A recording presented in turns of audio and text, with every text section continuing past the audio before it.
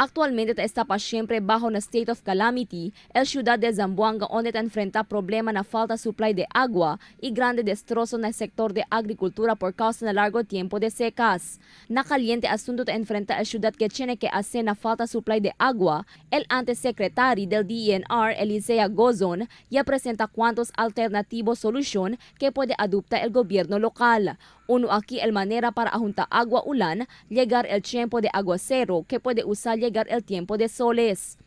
We need to maximize rainwater harvesting and storage. No? Household level, all new developments, buildings, malls, mga hotels, sana ma-influence natin na magkaroon na ng rainwater harvesting and storage. Pangalawa, pati na sa down the line, sana ma-encourage din natin yung mga households natin. And sabi ko nga, maganda pa simulan nito by our government offices themselves. No? Fuera na agua ulan, debe también según busca otro source del agua el ciudad, como maga otro río y pozo donde tiene bastante agua.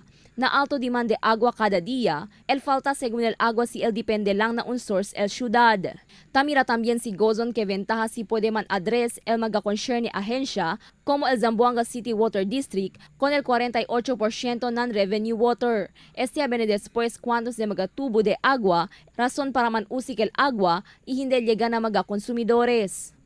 Right now, you have a 48% non-revenue water. Ibig sabihin, tubig na kinuha, nilinis, dinistribute, pero nawawala sa sistema. Either dahil sa luma ang pipes, butas-butas, o di kaya ninanakaw ng mga tao. Kailangan ma-address natin yun para bumaba ang non-revenue water nyo. Kasi sa halip na humahanap na iba pang source, andyan na yan di ba? Mapakinabangan man lang natin.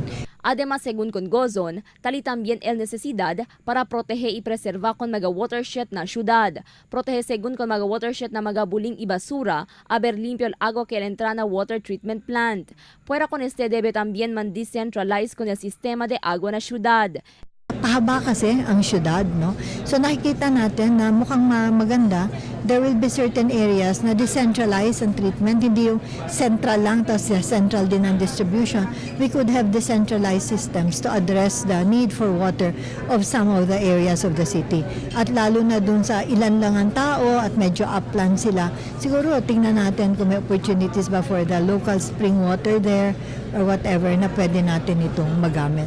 Según con Gozon, base na climate projection, posible pa masubi el temperatura na ciudad na mag-años que viene, que quiere decir grande posibilidad que el más grava pa también el escasez de agua na mag-año que viene.